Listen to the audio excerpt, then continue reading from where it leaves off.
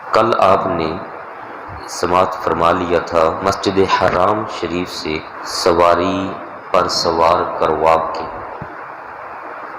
حضرت جبریل امین علیہ الصلوۃ والسلام، حضرت میکائیل علیہ الصلوۃ والسلام اور فرشتوں کی ایک جماعت وہ روانہ ہو رہی ہے۔ اسی آیت مبارکہ میں ایک لفظ ہے لِنُرِيَهُ مِنْ آیاتنا، یہ سفر ہم نے کروایا تاکہ ہم دکھائیں آپ صلی اللہ علیہ وآلہ وسلم کو اپنی نشانیاں۔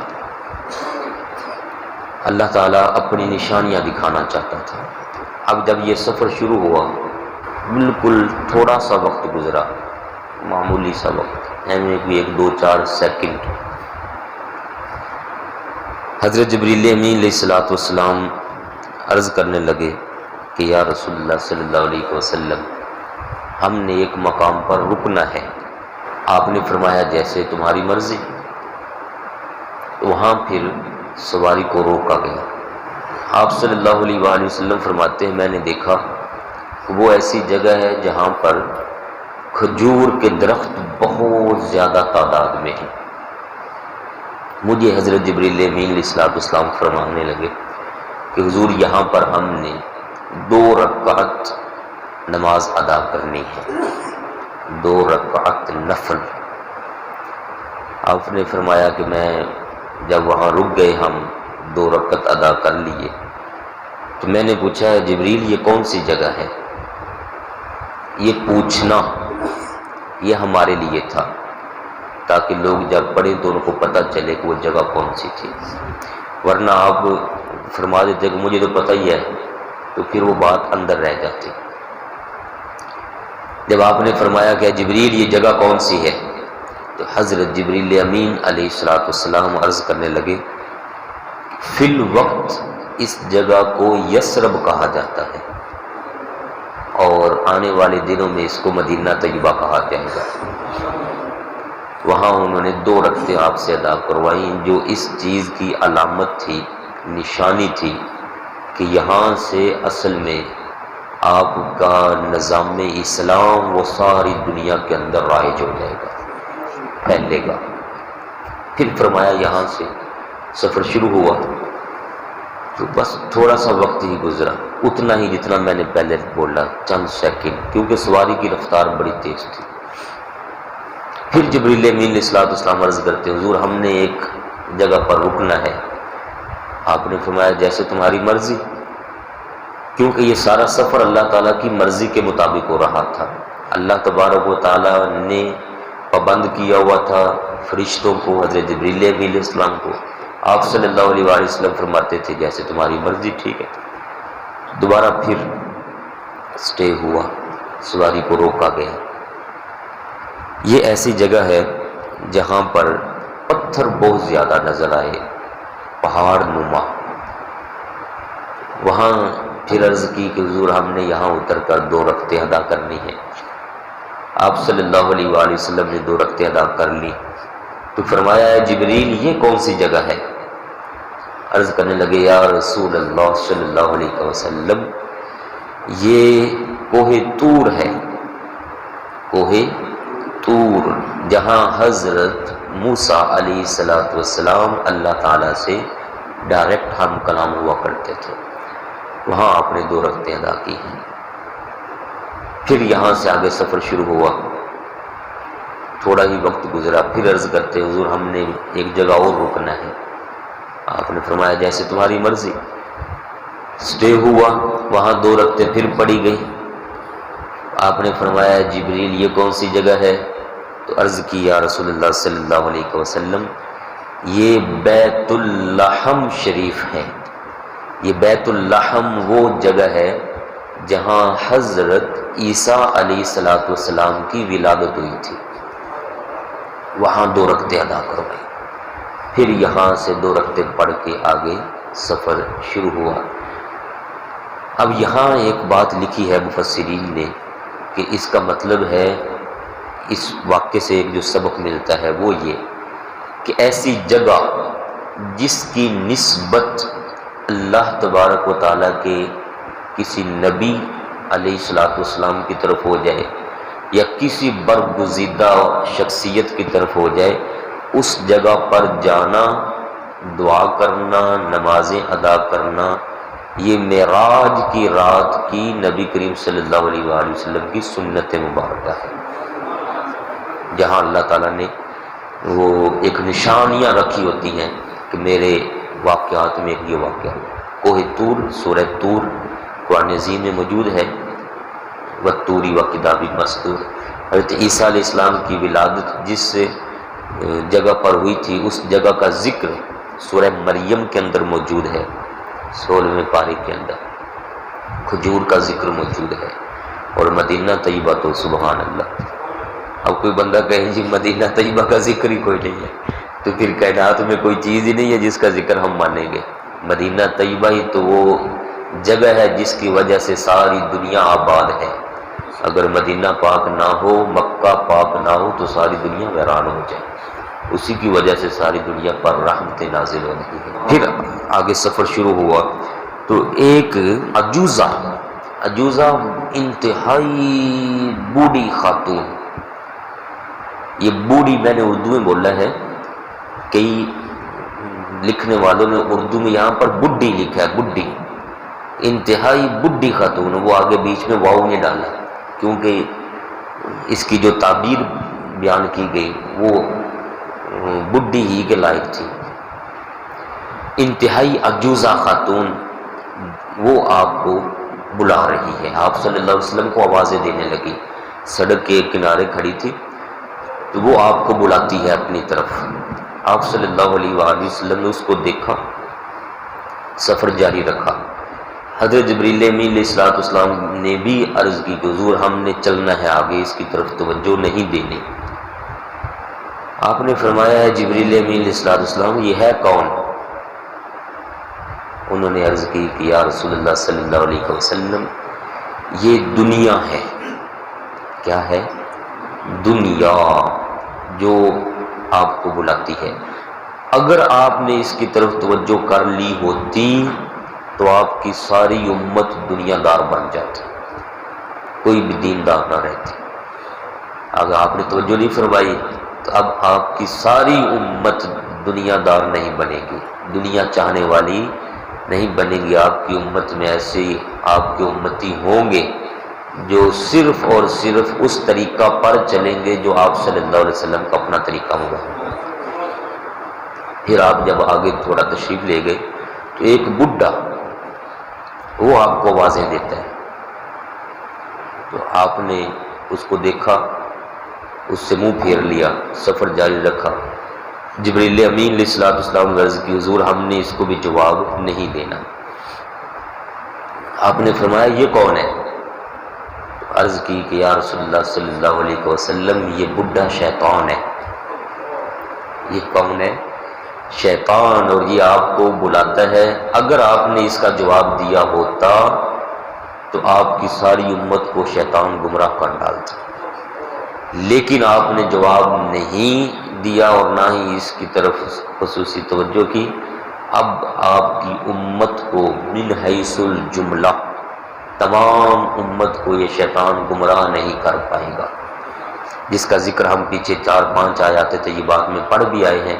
اللہ پاک نے فرمایا کہ تو اپنے چیلوں کو تو گمراہ کر سکتا ہے لیکن میرے بندوں پر تیرا کوئی زور نہیں چلنے والا ہے، پیچھے ذکر اس کا ہو چکا۔ پھر یہاں سے جب آگے گزرے تو ایک جماعت ہے 3 آدمیوں پر مشتمل، وہ ذرا دور کھڑے ہیں اور آواز دیتے ہیں السلام علیکہ یا اول، السلام علیکہ یا آخر، السلام علیکہ یا حاشر۔ آپ نے ان کو جواب عطا فرمایا۔ جبریل امین علیہ السلام سے فرمایا یہ کون ہے؟ انہوں نے عرض کی کہ یا رسول اللہ صلی اللہ علیہ وسلم ایک حضرت ابراہیم علیہ السلام ہیں، ایک حضرت موسیٰ علیہ السلام ہیں، اور ایک حضرت عیسیٰ علیہ السلام ہیں۔ اور یہ تینوں یہ میں آگے بات میں کر رہا ہوں، حضرت جبریل امین علیہ السلام کا جواب اتنا ہی تھا، یہ آگے میں بات کر رہا ہوں۔ یہ تینوں وہ ہستیاں ہیں جن کی شریعتیں پیچھے چلی ہیں۔ حضرت ابراہیم علیہ السلام کی ملت ابراہیمی کو رائج کیا گیا، ان کے بیٹے حضرت اسماعیل علیہ السلام، حضرت اسحاق علیہ السلام سے آگے ساری نبوت کو چلایا گیا۔ پھر حضرت موسیٰ علیہ السلام پر تورات نازل فرمائی گئی، ان کا پورا ایک دین بنا، اور حضرت عیسیٰ علیہ السلام پر انجیل نازل فرمائی گئی، ان کا بھی پورا ایک دین اور مذہب بنا۔ اب وہ ہمارے پیارے محبوب صلی اللہ علیہ وآلہ وسلم کے سفر میں رستے میں کھڑے ہو کر سلام، اپنی محبت پیش کرتے ہوئے فرماتے ہیں السلام علیکم یا اول۔ اول کیوں فرمایا؟ سب سے پہلے کائنات بنانے سے، ہر چیز کے بنانے سے پہلے آقا پاک فرماتے ہیں اول ما خلق اللہ نوری من نورہ یا جابر۔ حضرت جابر کے سوال پر آپ نے فرمایا تھا اے جابر، سب سے پہلے اللہ تعالیٰ نے اپنے نور مبارک سے میرے نور کو تخلیق فرمایا تھا۔ پھر بعد میں یہ ساری کائنات کا سلسلہ چلا ہے، حضرت آدم علیہ السلام بعد میں بنائے گئے۔ اللہ تعالیٰ آپ صلی اللہ علیہ وسلم سے صحابہ کرام نے پوچھا حضور آپ نبی کب تھے، کب سے نبی ہیں؟ تو آپ نے فرمایا میں تب بھی نبی تھا جب حضرت آدم علیہ السلام مٹی اور گارے کے درمیان منزلیں طے کر رہے تھے۔ تو اس لیے انہوں نے سلام کیا السلام علیکم یا اول، اے سب سے پہلے بنائے جانے والے محبوب صلی اللہ علیہ وسلم، آپ پر سلام ہو، اور السلام علیکم یا آخر خاتم النبیین، یا آخر اے وہ عظیم ذات جو بنے سب سے پہلے لیکن دنیا میں آئے نبیوں میں سب سے آخر میں، نبیوں میں سب سے آخر میں، تو آپ پر سلام ہو، اور السلام علیکم یا حاشر۔ حاشر کہتے ہیں جو سب کو جمع کرنے والا ہو، حشر میدان حشر محشر وہ بھی اسی سے نکلا، حاشر کہتے ہیں سب کو جمع کرنے والا۔ یہ اشارہ تھا اس حدیث پاک کی طرف جو میدان حشر میں واقعہ پیش آنے والا ہے، جب دنیا کی ساری امتیں جمع ہو کر چلی جائیں گی حضرت آدم علیہ السلام کے پاس، ہمارے لیے کچھ سفارش کر دیجئے، پھر حضرت نوح علیہ السلام کے پاس، حضرت ابراہیم علیہ السلام کے پاس، چلتے چلتے حضرت عیسیٰ علیہ السلام کے پاس، بڑی لمبی حدیث پاک ہے، یہ اکثر آپ نے سنی ہوئی ہے، اور پھر ساری امتیں جمع ہو کر آ جائیں گی آقا پاک کی بارگاہ اقدس میں، آپ ان کو دیکھ کر دور سے ہی فرما دیں گے آنا لہا آنا لہا آنا لہا، تم ادھر ادھر پھر رہے ہو سفارشیں کروانے کے لیے، شفاعت کروانے کے لیے، میں ہوں شفاعت کرنے کے لیے، آؤ سارے میری بارگاہ میں۔ تو یہ اس طرف اشارہ تھا السلام علیکم یا حاشر، اے ساری امتوں کو جمع کر کے اپنی بارگاہ میں بلا لینے والے تمہیں سلام ہو۔ یہ معراج کی رات ایک واقعہ پیش آیا۔ پھر یہاں سے آگے جب سفر شروع ہوا تو آپ صلی اللہ علیہ وآلہ وسلم نے ایک جماعت کو دیکھا۔ وہ جماعت کیا کرتی ہے؟ وہ زمین میں بیج ڈالتی ہے، یہ جیسے کاشتکاری کی جاتی ہے، وہ زمین میں بیج ڈالتی ہے، جو ہی بیج ڈالتی ہے فوری وہ بیج اگ آتا ہے، اور اگ کر تن آور جیسے بننا ہوتا ہے درخت یا پودا ویسے بن جاتا ہے، اور فوری پک بھی جاتا ہے، اور وہ قوم وہیں اسی پاؤں کھڑے ہونے ہی کی حالت میں اوپر سے کاٹ کر جو استعمال میں لانا ہوتا ہے، بیچنا ہے یا اپنے استعمال میں، فوری اس کا پھل بھی لے لیتی ہے۔ مطلب جو ہی بیج ڈالنا فوری اس کا پھل بھی مل گیا۔ تو آپ صلی اللہ علیہ وآلہ وسلم فرمانے لگے ہے جبریل امین علیہ السلام یہ کیا ہے، اور یہ جماعت کون سی ہے جن کو یہ جو ہی دانہ ڈالتے ہیں فوری طور پر پھل مل جاتا ہے؟ انہوں نے عرض کی یا رسول اللہ صلی اللہ علیہ وسلم، یہ وہ جماعت ہے جن کو مجاہدین کہا جاتا ہے، جو اللہ تعالیٰ کی راہ میں جہاد کرنے والے ہیں۔ وہ جو ہی اللہ تعالیٰ کی راہ میں اپنی جان پیش کرتے ہیں، وہ ہے بیج ڈالنا، اپنی جان اللہ پاک کی راہ میں دینا۔ وہ جو ہی اپنی جان پیش کرتے ہیں اللہ تعالیٰ فوری ان کو پھل عطا فرما دیتا ہے۔ پھل سے مراد تھی کہ ان کا خون کا قطرہ وہ زمین پر بعد میں گرتا ہے، اللہ تعالیٰ جنت ان کو پہلے عطا فرما دیتا ہے، مقام ان کو پہلے عطا فرماتا ہے۔ ان کی یہ قربانی خون کا قطرہ گرنے سے پہلے قبول فرما لیتا ہے، جس پر ارشاد پاک بھی ہوتا ہے ایمان والو میری راہ میں جاننے دینے والوں کو، شہیدوں کو کبھی مردہ مت کہنا، کیونکہ وہ زندہ ہے میری بارگاہ میں، انہیں میں روزی بھی عطا فرماتا ہوں، اور کہنا تو دور کی بات ہے وَلَا تَحْسَبَنَّ الَّذِينَ قُتِلُوا فِي سَبِيلِ اللَّهِ أَمْوَاتٌ، گمان بھی مت کرنا، کبھی تمہارے دماغوں میں خیال بھی، کہا تو زبان سے جاتا ہے نا جی، کہہ دیا زبان سے نا، فرمایا تمہارے خیال میں بھی یہ نہیں آنا چاہیے کہ یہ مردہ ہو گئے، مر گئے۔ اور اب تو واقعہ ہی سارا شہیدوں کے، کربلا کے شہیدوں کا چل رہا ہے یہ جو ایام ہے، اور یہاں پھر کوئی بندہ کہے ان کو نعوذ باللہ مردہ، تو اس کا اپنا ایمان مردہ ہو چکا ہوتا ہے۔ وہ سب زندہ ہیں، وہ دیکھتے ہیں کہ ہمارے چاہت رکھنے والے پیچھے کیا کر رہے ہیں، جو حقیقی چاہت رکھنے والے ہیں وہ کیا کرتے ہیں، جو صرف چاہت کا ڈنڈورا پیٹ رہے ہیں وہ کیا کر رہے ہیں۔ ڈرامہ بنایا ہوا اسلام کو، اسلام ڈرامے کا نام نہیں ہے، اسلام مہذب دین ہے، شائستہ شستہ دین ہے، تہذیب والا دین ہے، سنجیدہ دین اسلام ہے، گلیوں میں ایسے رلنے والا یا رولانے والا دین اسلام نہیں ہے جو لوگوں نے سمجھ رکھا۔ تو فرمایا کہ یہ مجاہدین کی جماعت ہے۔ دنیا میں اگرچہ رزلٹ ذرا دیر سے آتا ہے، ایک بندے نے جان دی، دوسروں نے جان دی، تیسرے نے جان دی۔ غزوہ بدر ہوا، 14 صحابہ کرام نے شہادت نوش کی۔ غزوہ احد ہوا، حضرت امیر حمزہ شیر خدا رضی اللہ تعالیٰ عنہ نے اپنی جان کا نذرانہ پیش کیا۔ ان کی شہادت تو فوری قبول ہو گئی، لیکن جو ظاہری رزلٹ دیکھنا تھا ہم نے، وہ 3-4 سال کے بعد فتح مکہ کی صورت میں اللہ پاک نے عطا فرمایا، جب مکہ شریف فتح ہو گئی۔